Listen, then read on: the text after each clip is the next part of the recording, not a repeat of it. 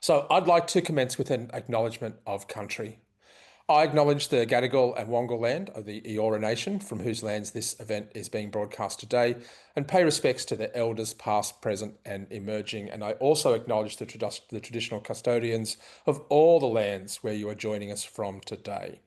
Feel free if you wish to make your own acknowledgement of country in the chat box.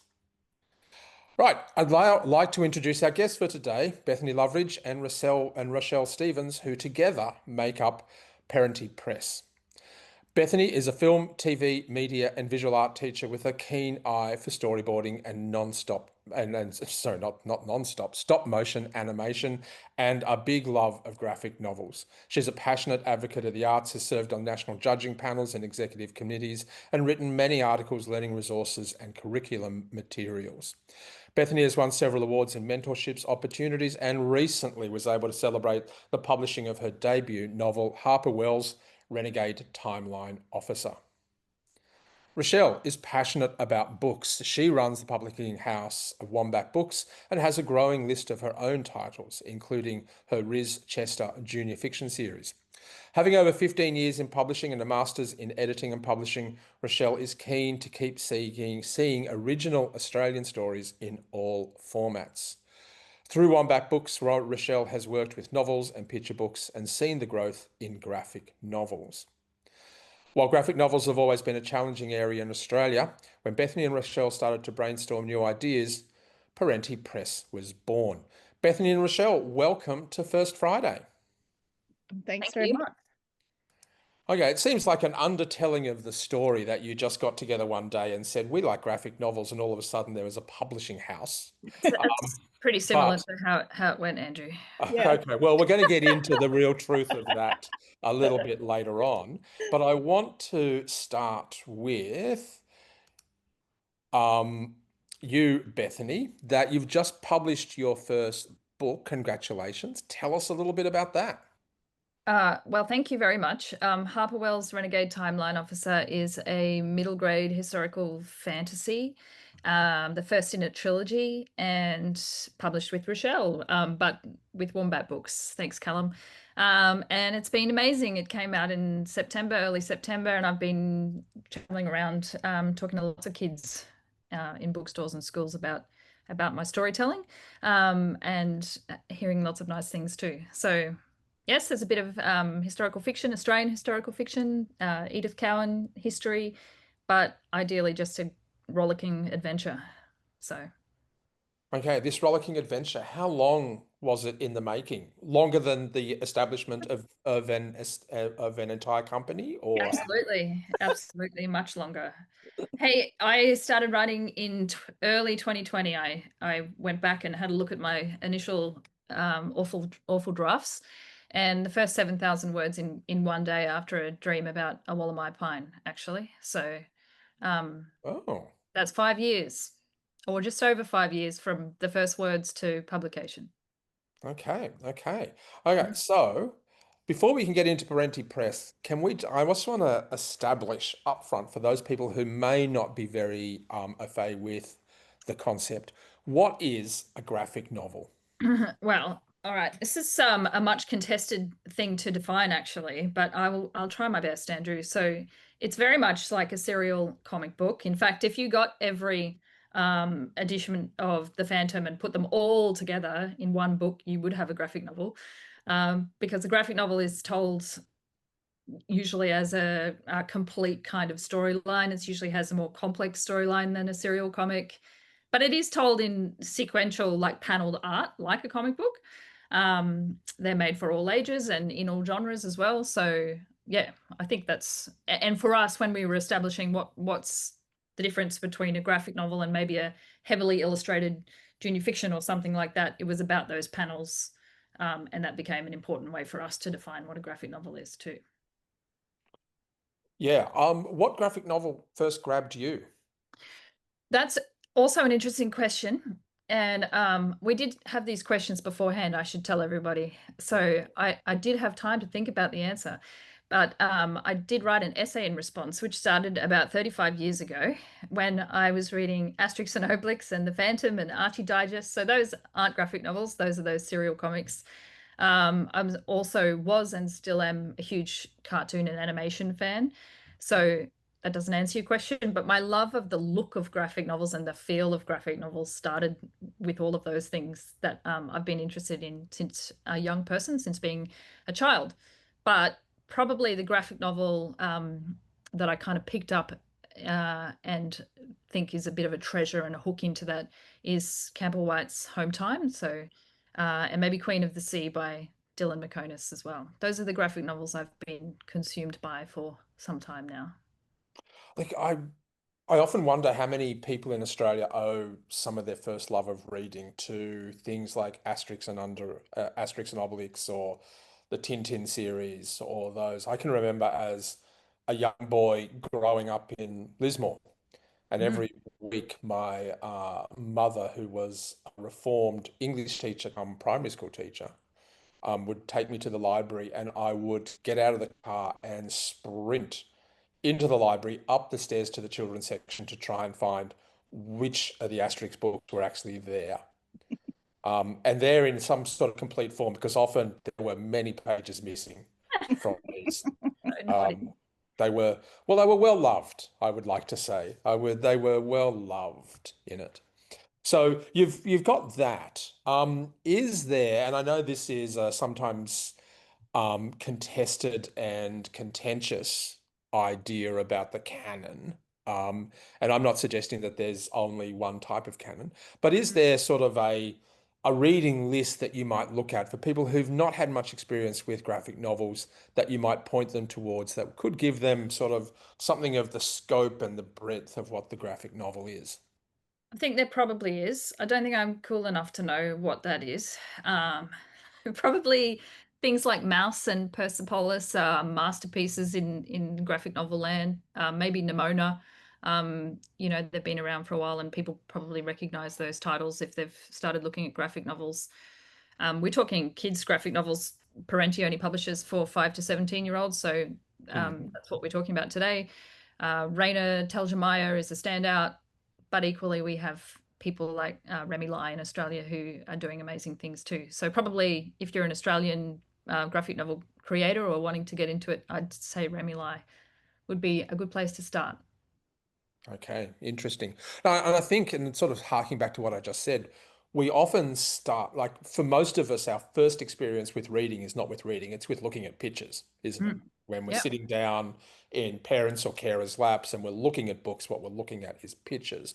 And then words start to come in, and then words become more dominant, and then words become the only thing that you see other than the cover.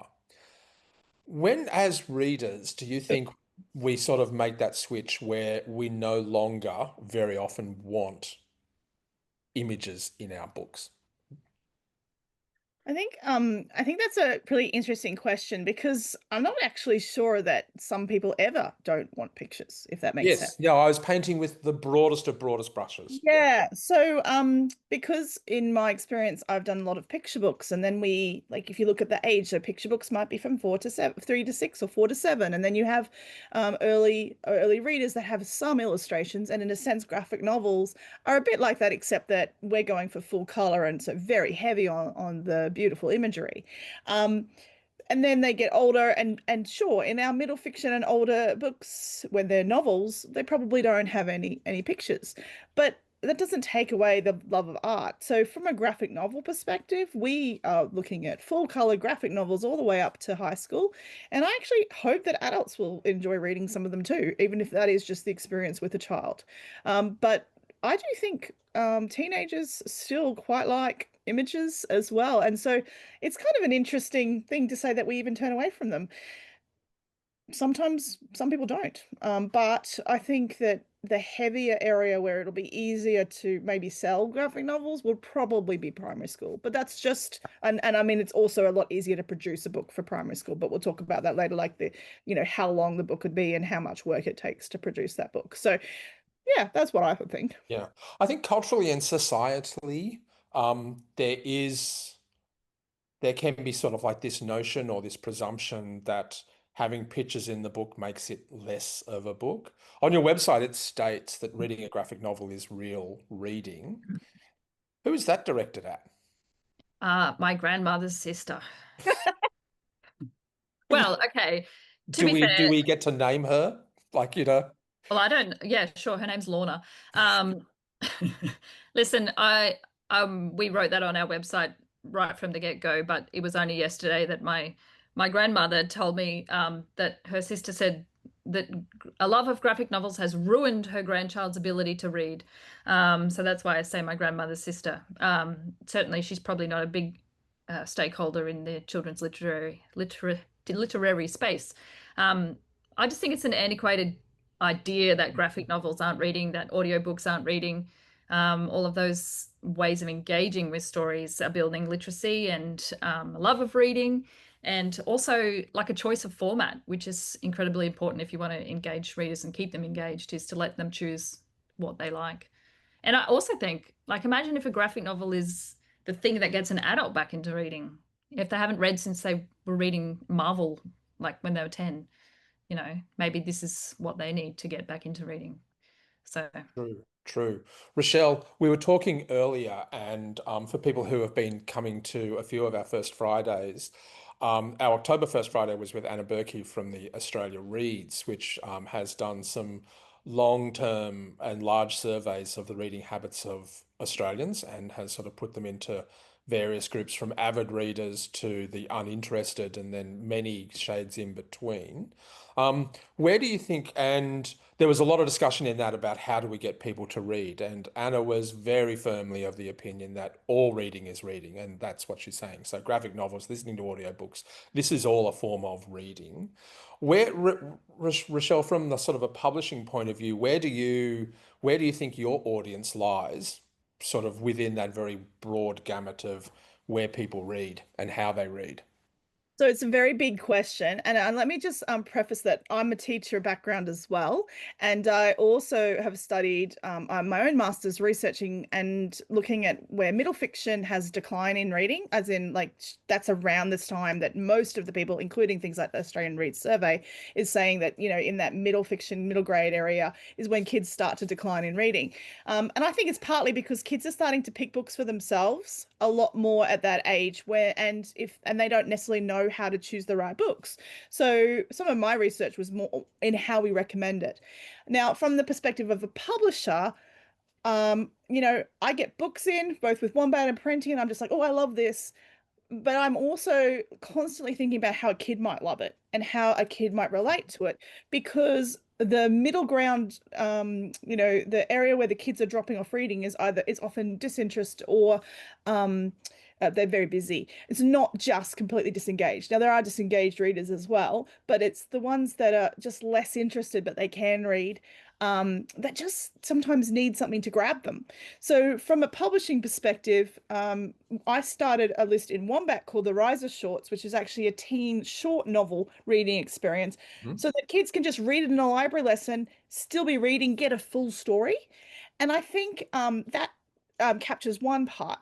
And then graphic novels have this amazing ability of capturing a huge range, right from the kids when they graduate of picture books, through up to the teenagers who do want need men either like really love the art. Honestly, our first book coming out, which we'll talk about later, has a lot of beautiful art references. And they're actually learning from a visual literacy, not just from a reading experience. And well, I mean, it is part of the reading experience. And I think that um, kids are busy, adults are busy, teens are busy. And one of the cool things about a shorter novel or a graphic format is you can potentially read it a little bit faster than you would read a full-length novel with lots of tight text. And that just gets someone started again. But I don't see why, just because they start with graphic novels, they can't keep reading graphic novels. That's still a lot of fun. It's story, it's engaging imagination. And that's what I want to do out of books. I love engaging imagination. No, very true, very true. Look, I'm heading rapidly towards my dotage, and I still drag out the occasional graphic novel when I'm in the mood. Okay, I want to get into the actual press. Now, you said it started at a cafe, but what was that actual catalyst moment that made you decide to launch a new press? Well, actually, I'm not sure about a cafe. I'm pretty sure we started just online because we just met online and chatted, and we actually only met the first time when Bethany came to one of my author events, which was kind of fun. But then most of it was just random discussing about the book industry, and then we were like, somehow, I think Bethany just asked me, "Why don't you do graphic novels?" And I was like, "I'm not really sure if I know how." I know how to publish. I love story. I know how to do all that stuff. I've done that for 16 years, but they seemed like a big thing to bite off, if you know what I mean. And because there's so much work in the art, there's so much to consider in the visual as well as the words.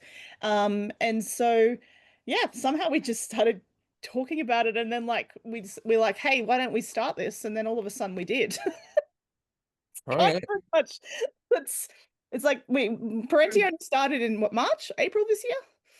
So to have our first book Yeah. coming out in April next year is pretty exciting. We Yes, did. towards the end, well, sorry, towards the end, we're going to hopefully be able to share the covers Oh, of the first two books from Perentie Press, which is going to be good. Sorry, Bethany, I sort of came over the top there. oh, that's fine. I was just going to say we did chat about whether it would work to have a graphic novel imprint under Wombat. Rochelle's got a few imprints, but ultimately we wanted to do something together that was new and as equal partners. And Wombat is definitely Rochelle's, so I couldn't sort of come in on in that arrangement in a kind of way that we wanted to. So that's why we started something new. We still have an Australian animal as our icon, but Yep. something a little bit edgier than a As Wombat. a very large and There's, aggressive lizard. Yes, That's there's right. no Yeah. Wombat versus Perentie fights, I promise. Perentie things. Um, what is the gap?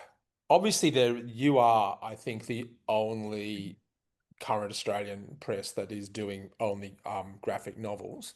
But how did you identify that that's a gap that you wanted to fill? I think that the appetite for graphic novels is almost overwhelming, so much so that we could all just assume it's there. Well, Rochelle and I are both teachers, we're both mothers, we're both book lovers, we're deeply embedded in the community as writers too for many years. So we can hear kids, our kids, other kids in the classroom, publishers, booksellers, literary agents, everyone's asking for graphic novels. So I think it was pretty obvious that people wanted them. At the same time, people were a bit scared of them.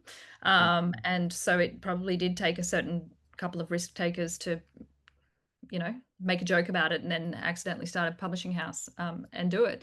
But yeah, Rochelle's kind of wealth of publishing knowledge has helped us navigate some of those roadblocks of actually producing graphic novels, which has been amazingly helpful for me, who just likes Yeah. pretty things. So, I'm underselling myself there. I just Yeah, like pretty things, and that's what I very bring. good at making things pretty, but she has a lot of talents. Okay. So, yep, I wanted to think about, I wanted to ask about what sort of particular skills do you think you need as opposed to traditional publishing to publishing in the graphic novel sector? So, I mean, first of all, it is still traditional publishing. Our authors get paid on a royalty contract, just to clarify, even though Yep. it is a different, but when you say the word traditional there, you meant, novels, normal Yes. format. Yes. So, but there there are some differences. I think that there are a lot longer time frames that are likely to occur. With our graphic novels coming out, the one that's coming out, one of the ones that are coming out, it actually, the author illustrator has been working on it for years. She just didn't have a publishing contract. So, if we were starting something brand new that's quite a long form, you've got to consider a long time frame. And now we always have long time frames in picture books and in novels anyway, for the editing process, and it does take a long time to write things. But you hear authors say, "Oh, I can write 60,000 words in a few weeks," if if they've done it for a long time. I just don't think it's as fast. So it's a lot of planning and things like that. That is similar, but there is just a new edge to that. And also the layout and design definitely does feel a bit different to even to a picture book, because of the complication of how text bubbles fit, if you have a narrator voice, how that fits on the page. And some of that has to be considered right from when we're first mocking it up, and then also at other stages. So those things are definitely, well, I'm finding quite different. But from the perspective of publishing, everything's just the same. Like, it's still a contract with an author or illustrator. It's still selling it to the market. We still have the same kind of challenges as any other publisher does. So yeah, I think that those are the only things. It's just how it actually looks. Most people are probably producing picture books by printing them overseas as well. So that's already a experience that I'm familiar with. So that would still be very likely, particularly in full color. We'll be very much needing to probably do that overseas. But everything else is yeah, it's pretty much very similar. Okay, so if there's any sort of budding graphic novel authors, illustrators in the audience, what sort of stage does their work need to be at before they can approach you with a pitch or a submission? Um, Yeah, on that one. Yeah. well, if they're author only, then there's only a few ways to get something in front of us at the moment. One of which is the Perentie Prize, which is our manuscript prize. So no art for that one, which closes on the 30th of November. But we are asking for a complete manuscript for that one, and if otherwise, we will be at you know various conferences and festivals to pitch and or to have a manuscript assessment, and then in those instances the guidelines of the festival will tell you how many words it is. If you are an author and illustrator, we are open at any time to your ideas, and we certainly don't think you should spend all your time fully developing this thing that's going to take you years and years. We probably be happy to see a couple of spreads and a concept and begin a conversation that way. So um, to answer your question, we don't have guidelines around that. If you're just an illustrator and you want to illustrate someone else's graphic novel, that's awesome too. And then we'll just look at a portfolio, basically. So yeah, we don't have guidelines around that, but we if we're interested in what you present, I guess we'll engage further and probably say, show us more. So What's the sort of timeline, Rochelle? You mentioned that it's a slower timeline. What do you envisage will be the general timeline from first contact with an author to actually seeing publication? So if it's an author only, well, and we've got to then find an illustrator to match it. Mhm. So, for example, the books that get chosen out of the Perentie Prize, when we announce that we're planning around March next year for the announcement of the winners and shortlist for that. So I would expect allow a couple months in editing still. And then it could be, depending on the length of the graphic novel, it could be anywhere between a year and I've heard 2 or 3 years for some of them to be done. So, yeah, we've heard it could easily be the ones that win the Perennie Prize from 2025 aren't published till 2029. I would say is very possible. We are working with some illustrators who are working quite fast and are putting a lot of effort into this so that we can just really bounce up. But that's not always going to be the case. So it'll vary.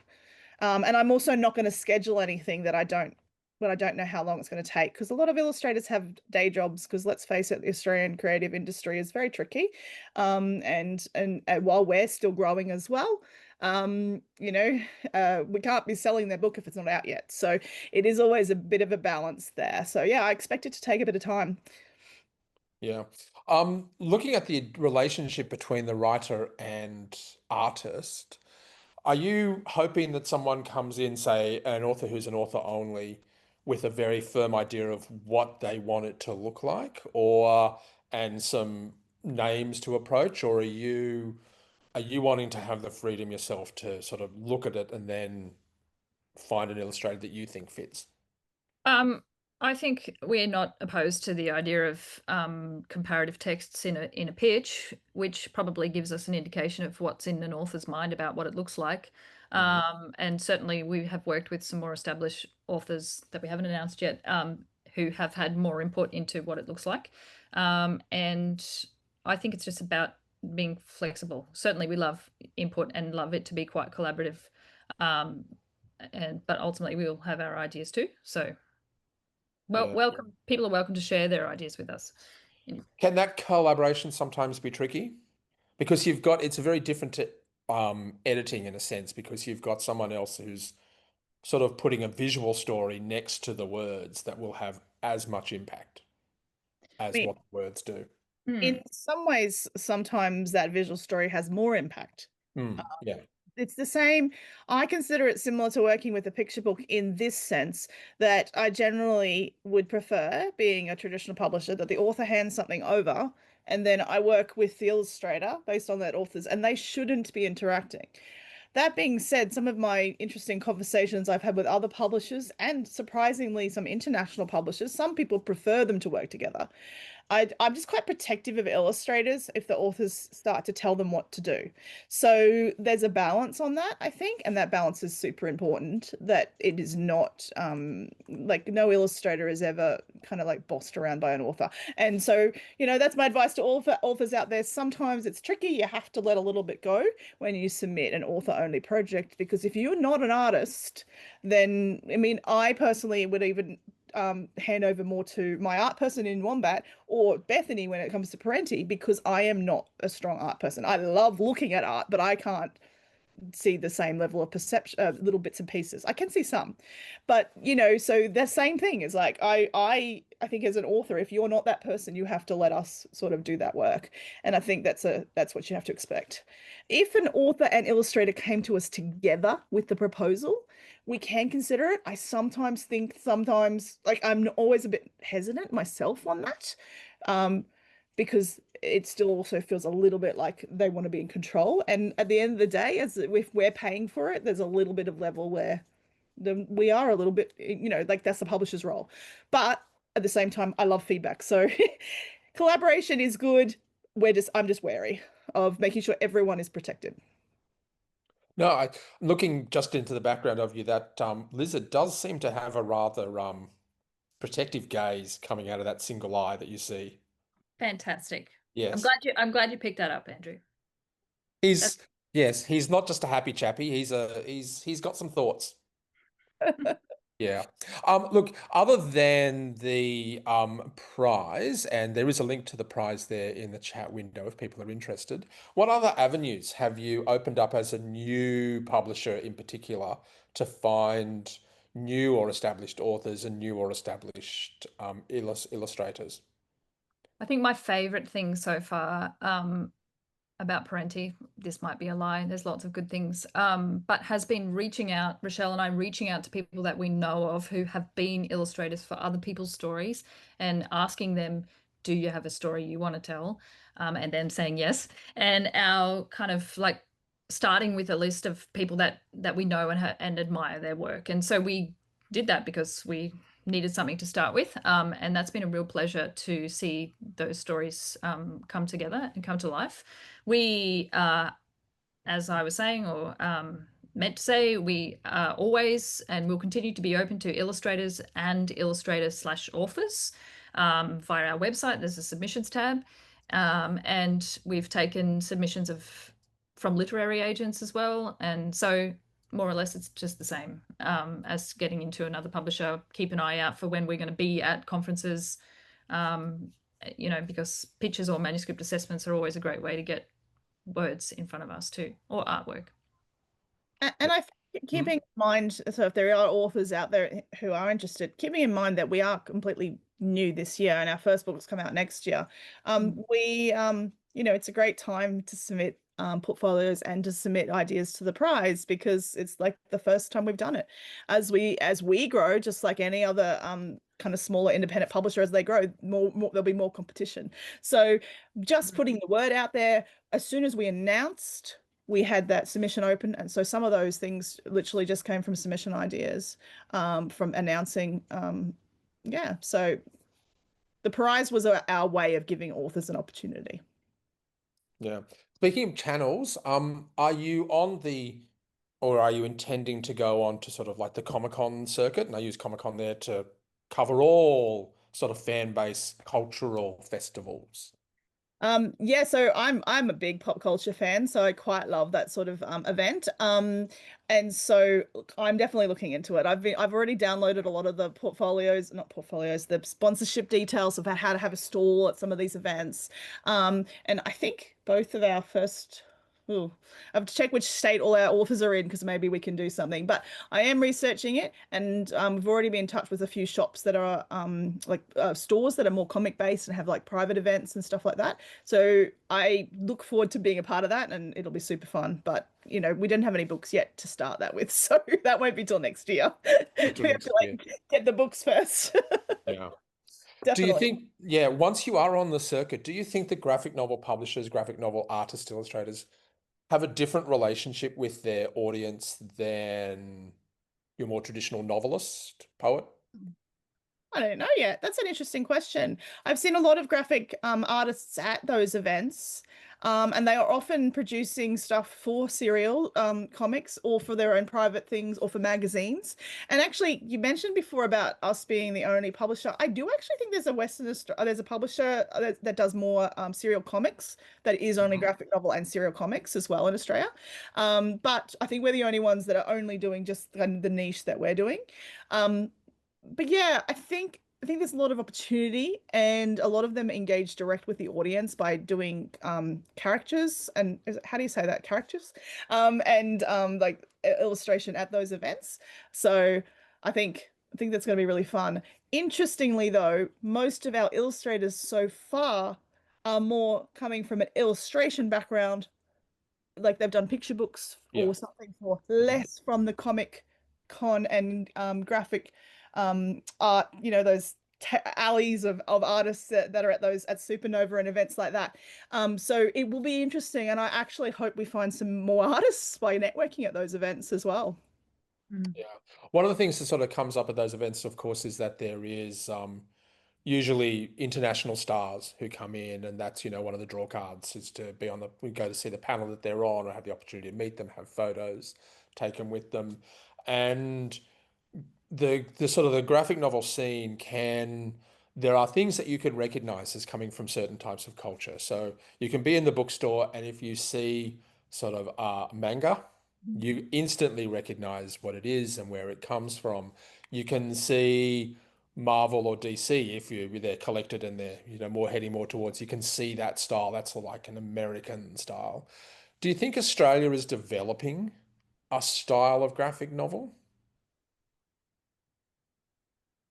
I mean, uh, uh, looking around at the graphic novels that are coming out from the other publishers in Australia as well as what we have, I would say uh, some of what we're doing is similar to some of the stuff that's coming out of America, but different in the different as well. I don't know yet. I guess we got to just see what happens. I do feel like what we're doing is at least in the younger space is more like a step up from a picture book, but in our older space it's different. So I don't know. I think that we'll have to do a review in maybe a year. I don't know, Bethany, what do you think on that one? Oh, what I hope that Australia could be known for with our graphic novels is compelling storytelling. That's what I hope. Hmm. Because I think there is kind of there are a lot of graphic novels, particularly out of the UK and also America, that are action adventure heavy, maybe more so than focused on the story and the compelling nature of the story. So, and people that weren't storytellers first, maybe, or you know, so that's if we could be known for something, that would be good. And certainly you can see like the titles coming from Hardy Grant and the firm very much emphasize good storytelling. So Yeah, and I think really memorable memorable characters still, which is I think a feature. And you know, like you when you think about the novels you like, you really remember the characters, and I think that's something that I really love about the books we're working on. I really love the characters. Right. Okay. Yes. Australia certainly has no dearth of stories and great storytellers. So I agree there. Um, we're going to get you first soon to show us the first two novels that are coming out. But I want to first of all ask, before we get that, some of the obstacles that you knew you were going to face along the way, as either a new publishing house or graphic novels in particular, and what you sort of did in the planning to overcome those. Yeah, so obviously there's a lot of unknowns when you are starting a new business anyway, and I think sometimes in this industry, we forget it's a business as well. And that not only have we got strategies involved with creating beautiful work, be it writing, be it art, or be it a combination, which is what we're doing. But it's still setting up a business. We need to be able to have sales channels, and we need to be able to, we've already talked about how we define artists and authors, but we need to find sales channels. So yeah, firstly, from a publishing house perspective, for anyone, the biggest thing is having good distribution. So we're very thankful we actually got a distributor before we had any books, so that's very exciting. And so bookstores will be able to buy our books very easily, and that will be good. And then I think the biggest challenge again then is funding it. small business. So take it away from publishing and just think small business. Small business is every small business is hard to set up. And then the timeframes. One of the things I think I found surprisingly harder than maybe when I first set Wombat up. And by the way, when I first set Wombat up, I didn't know what I was doing at all. But I've had a few years beyond that. But is that I couldn't start with any books straight away. So we were announcing. So all year we have a business, but all we've been doing is we've obviously promoting the prize and had some workshops. But until today, when we've put up our first books, we have no books to promote. And so I thought, and that's been a really interesting experience. We've had, articles in Sydney Morning Herald, and yet we have no books yet. So that's because back to that point of the time it takes to produce books. So well, look, they're almost out. They're almost out. Almost. So almost. Was there anything that surprised you? Especially Rochelle, coming from your background of already being in publishing, was there anything that surprised you and went, I didn't think that was going to be as hard as what it was? It was the other way around. We found a distributor way easier than we thought. And I think it's because we just said those wonderful words, graphic novels. So, and people are keen. So that one surprised me that was actually really easy. So that was, well, fairly easy. And I've been in publishing and helped a lot of small publishers start up, and finding a distributor to sell to the bookstores is not as easy as you think. So that one surprised me on the opposite way. What challenges surprised me? I guess I was surprised a little bit also about how much work can potentially be done in-house by the bigger companies who do graphic novels, where they're doing the coloring and the typeset. I always do typeset in-house, but sometimes the illustrator only does the outline, and the coloring happens in-house by a colorist. And just like kind of, I guess, the machine of making graphic novels in bulk, which would be more possible with a big company, say in America, that is doing it. And we're starting with, less resources, I suppose. And so there's a lot more relying on the author and illustrator to do that work, and yeah, so those things are different to the normal novel. I see. Okay, so I'm going to get you to actually bring your novels up, but before we do that, if in the audience have any questions, please put them into the chat so that we do have time to get to them. But yeah, if you want to share with us the first two works to come out of Perentie Press. Rochelle, would you like to share your screen and then I'll talk about them? Will that work? I'm just sharing the website because they're actually just showing on the website now, if that's all right. So I will share this. Okay, tell me if you can see those first two covers. We can. Hooray! Yay. So I'm very round of applause. Gold clap for all. Okay, so we've got the curator and Daisy and Bug. The curator. Do you want to start with that, Bethany? Okay, so I'm obsessed with the curator. I tell everybody about it all the time, which has been fun.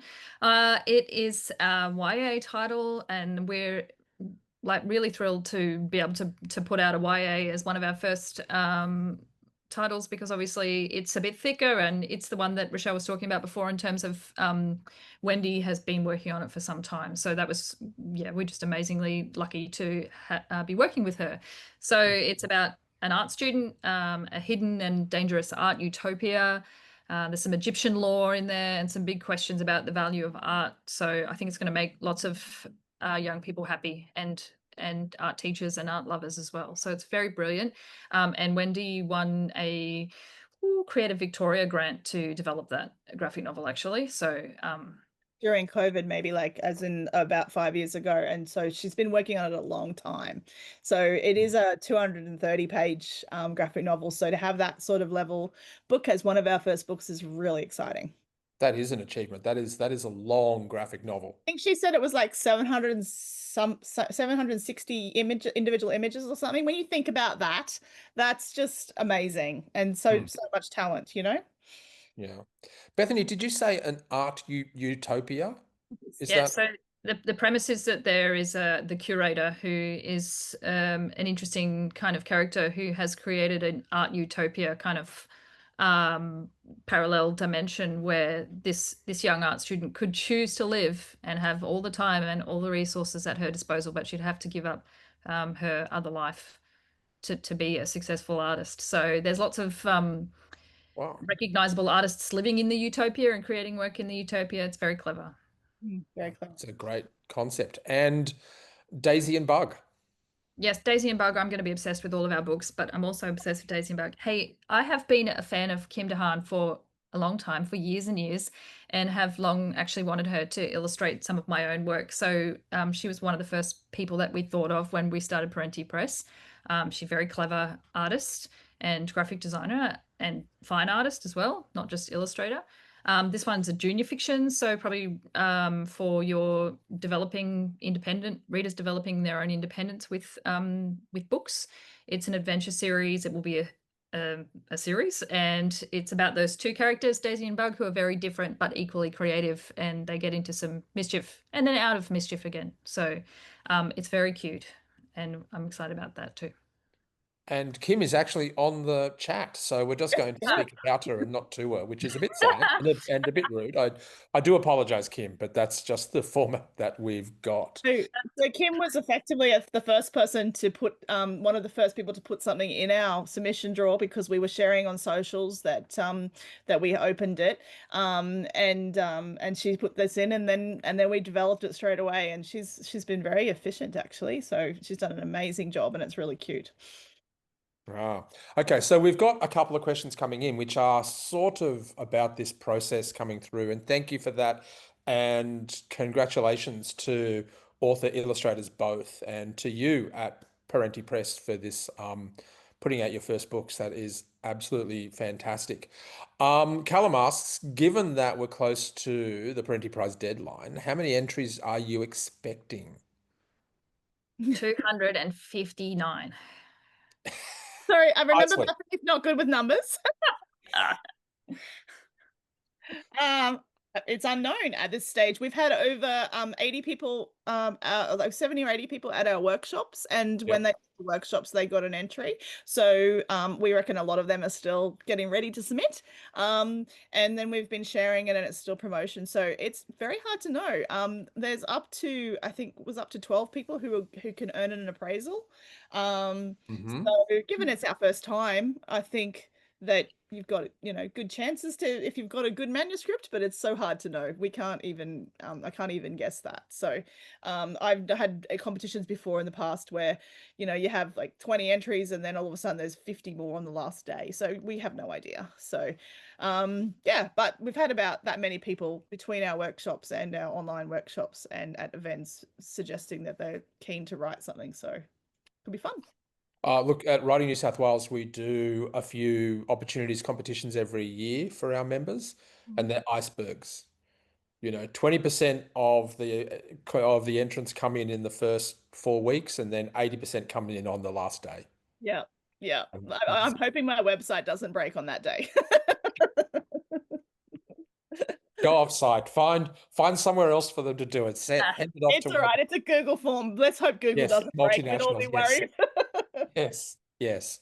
Um, Anna Brotherson, who is someone that we see very frequently here and at some of our events, asks, what's the sort of a suitable word count for a graphic novel? So if we want to look at the curator, you said it's like 273 pages.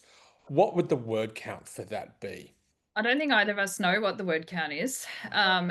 Do you? No. No, and we've run a few workshops around the Perentie Prize and the expectation for that, and sort of talk to people about examples of formatting.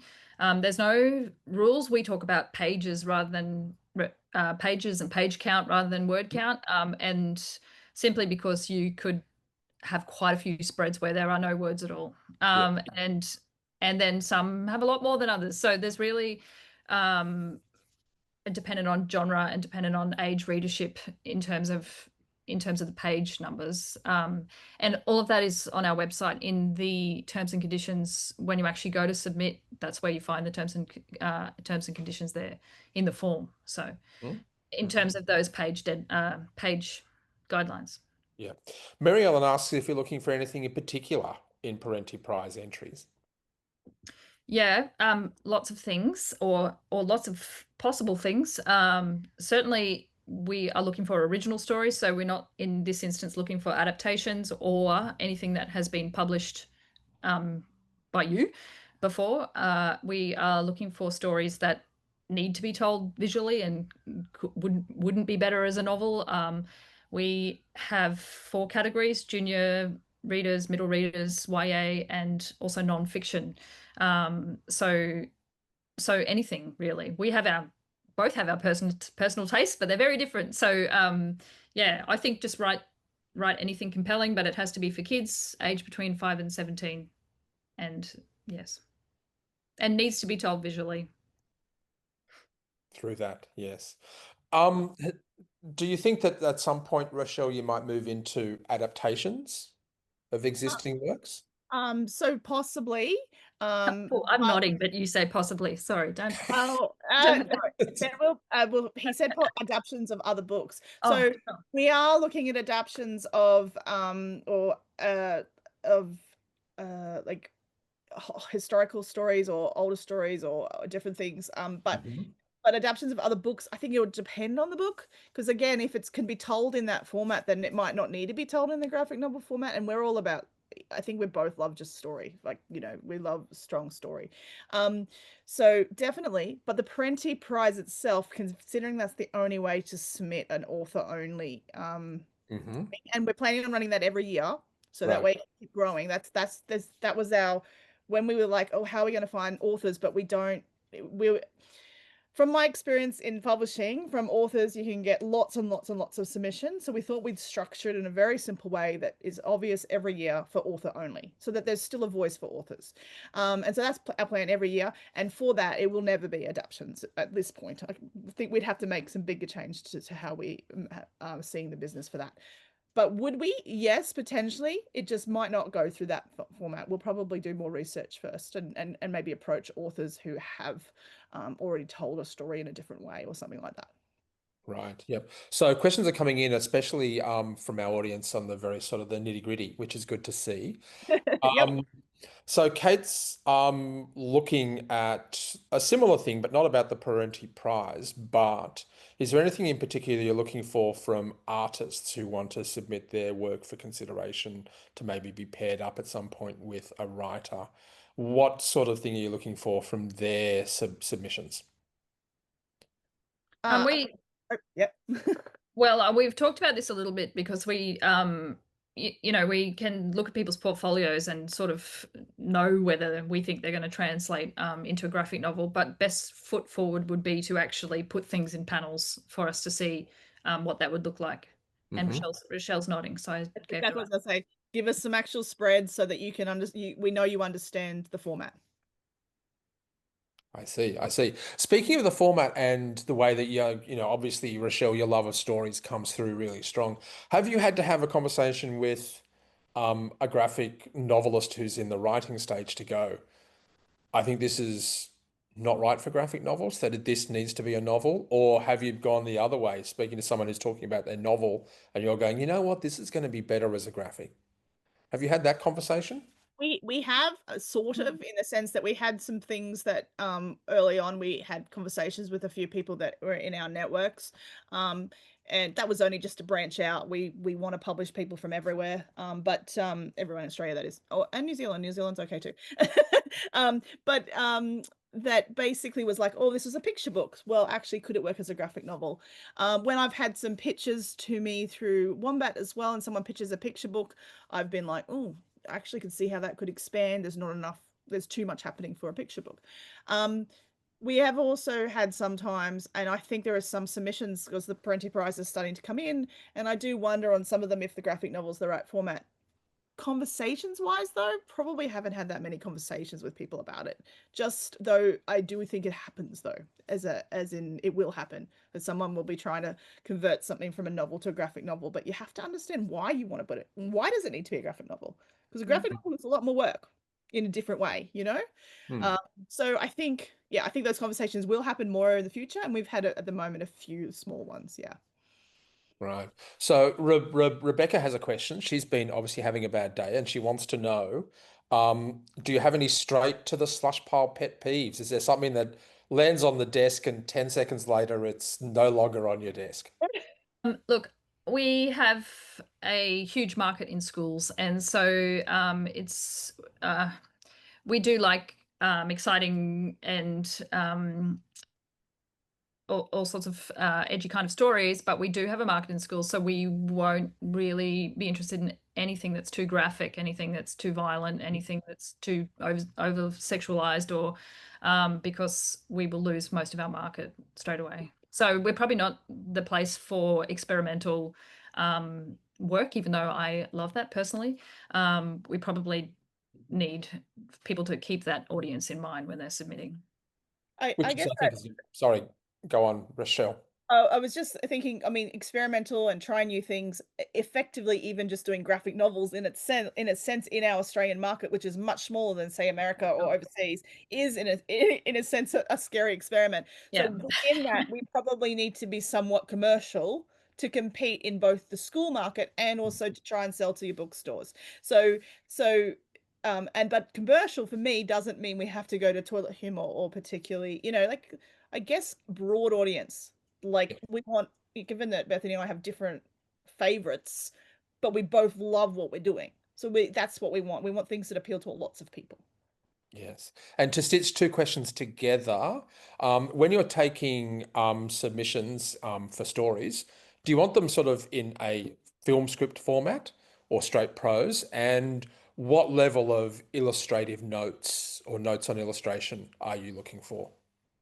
So I talk quite comprehensively about that in our workshop, but I can try and answer quickly, which is that there aren't any rules. You're welcome. But I would prefer to, yes, look at something that looks a bit like a film script or a screenplay. If you know how to write one of those, that's fantastic. And I would prefer to look at illustration notes that are only essential. And if you write an illustration note, think about if this was a film and I'd given someone a camera, can they use the camera to take the scene how I imagine it based on that note? And if they can't, because you've got too flowery or you're missing something, then yeah, do some editing there. So think of it like film script is a great idea. Um, and someone else asked about illustration notes too. Yes. Yes. Yes. So I'm putting those two Oh together. yeah. So in terms of you talked about a bit before, Andrew, about whether people should have their say on exactly what people look like. I prefer adjectives that let the artist decide what that looks like. So instead of saying that somebody has purple hair and it's shaved on the side and they have a nose piercing or whatever, then you could just say that they were punk or So let the artist translate Right. that. So my overall big comment for illustration notes is give the artist space. Show, don't tell in the old-fashioned way, perhaps. Yeah, let Yeah, the artists absolutely. Just put it. don't just and that's the same with formatting it. And this is a preference from both of us. This isn't a rule at all. And so if you're submitting somewhere else, see what they want to look at. But I prefer to see things not panel by panel because that's really hard to visualize. I prefer to just see it like that linear as the story goes. Um, and if you can put your illustration notes in gray or something like that, so they're off the page, that's even better. Just like a picture book text, it means that we can read a story and not get sidetracked by all the other things that are going on. The illustrations. Okay, so look, we are sadly and rapidly coming to the end of our hour together. So before I start to wrap up, I just want to see what's next. So you've got these two books coming out, but what can we look forward to for the rest of 2026 from Perentie Press? We're hoping to have 6 or 7 books total next year. So there's a lot still in motion, and we're staging those out as they get the final covers done and things like that. But we're hoping for about 6 or 7 books. We're hoping to run the prize again, and obviously announce the first prize and start working with some new people. And I think we'll probably imagine that we're staying reasonably small. And both of us are individually are authors as well, and so we're working on our author's career where I've got Wombat as well. So we'll probably stay quite, like a gentle little amount in the industry, but I am really looking forward to also adding, new books in those series like Daisy and Bug. We already are developing the second one and things like that. So yeah, probably about 6 or 7 books next year and more the year after. So that's super exciting. Oh, okay, right. Do you find it, just a very off the cuff question, do you find it difficult being a publisher and being an author? Huh, How can you put together the two minds? So, I mean, if I'm honest, I wanted to be a writer since I was a kid, and then I thought I was better at putting books together. So for a long time, I've just been a publisher. So for me to even start writing again took me a lot of confidence. Mhm. And but it's actually more that I think it's very common. I've been looking around, editors and publishers, we a lot of us cross over and do writing. And so yeah, it's putting a different hat on a little bit, but means we know lots about the industry. It's a lot of fun. So I don't think it's as unusual as you think. So Hope, hopefully it makes us nice because we yeah, both know what it's have like. been subject to a lot of years of rejection and missed and redirection. There you go. So yes, hopefully it's just great insight into the kind of publishers we want to be. Okay. And so lastly, what are you reading now? What graphic novels have you got on the bedside table? Graphic novels, hey? Well, I'm actually looking at a couple of adaptations at the moment. I have an adaptation of Ursula Le Guin's A Wizard of Earthsea and a 1984 as well. So yes, there you go. Hmm, Some classics. okay. Oh, Rochelle, if not a graphic novel, something else? What are you reading at the moment? I've got a mix. So I've just finished reading Amy Doak's new book that was a Penguin book. What did they do? Oh, I've now forgotten its title right now. It's right in front of me. But Amy Doak's got the Eleanor Jones series, and I really like teen kind of crime murder books. So I kind of think that'd be cool in a graphic novel one day. From a graphic novel perspective, it's called Myth Makers, and I'm really keen to sit and read that on the holidays. I haven't been. It's on my desk. It's not there, and it's about Tolkien and Lewis. So it's actually kind of more of a historical nonfiction in a graphic novel format, and I think that's fascinating. So I'm really keen to read that. Excellent. Well, look, sadly, that's all the how time we have. Thank you for everyone here with us today. It was great to see so many people online, and thank you for all the questions.